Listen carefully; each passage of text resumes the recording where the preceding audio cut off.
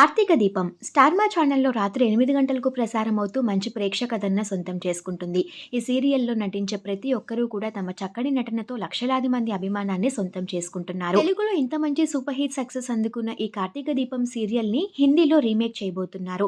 అయితే హిందీలో నటి ఆషికా పడుకోనే హీరోయిన్‌గా నటించబోతున్నారు. నటి ఆషికా పడుకోనే మనందరికీ సుపరిచితం. ఆషికా స్వతహాగా కన్నడ అమ్మాయి అయినప్పటికీ మన తెలుగులో కథలో రాజకుమారి, త్రినయని వంటి టీవీ సీరియల్స్‌లో నటించి మంచి గుర్తింపు సంపాదించుకున్నారు.